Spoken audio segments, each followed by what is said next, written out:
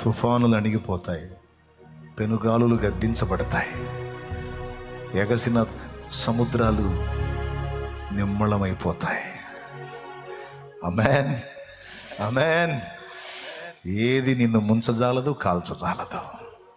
ఎందుకంటే నేను నీకు తోడై ఉన్నాను. కాబట్టి గట్టిగా ఏది చేపట్టాలి? అంతవరకు ఏది చేపట్టాలి? స్థిరంగా చివరి వరకు కాపాడుకోవాల్సింది ఏది?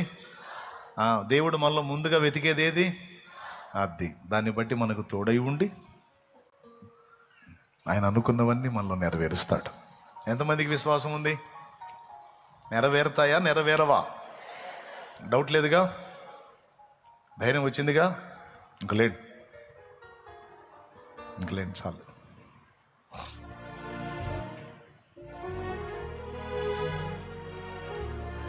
నీతి సూర్యుడు ప్రత్యక్షమగు వరకు, నీతి సూర్యుడు నీ ముందు ప్రత్యక్షమగు వరకు ప్రభు రెండవ రాకడను గురించి మాట్లాడుతున్నా. అప్పటిదాకా నిన్ను ఉంచాలనుకుంటే అంతవరకు నీకు తోడై ఉంటాడు. యాకోబును వదిలిపెట్టలా. తుదిశ్వాస విడిచేంత వరకు యాకోబును విడిచిపెట్టలా.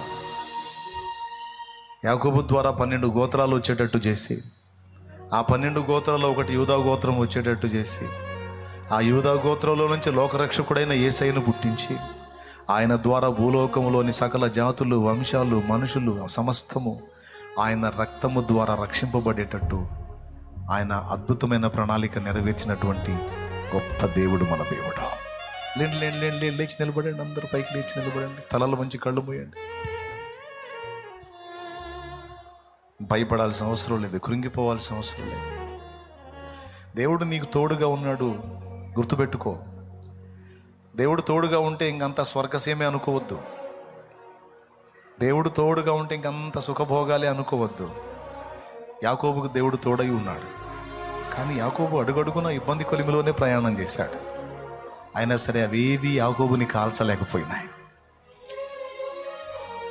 భక్తులకు దేవుడు తోడై ఉన్నాడు, శ్రమలలో గుండానే ప్రయాణం చేశారు, కానీ అవేవి వారిని కాల్చలేకపోయాయి.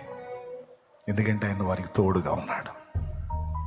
ఈరోజు ఆయన నీకు తోడుగా ఉన్నాడు, నీ సంతతికి తోడుగా ఉన్నాడు, నీ ఇంటి వారికి తోడుగా ఉన్నాడు. నిన్ను బట్టి సంతోషంగా దేవుని స్తుతి చెప్పు. 2 కళ్ళు మూసి 2 చేతుల పైకి ఎత్తి, నా తండ్రి, నా హృదయం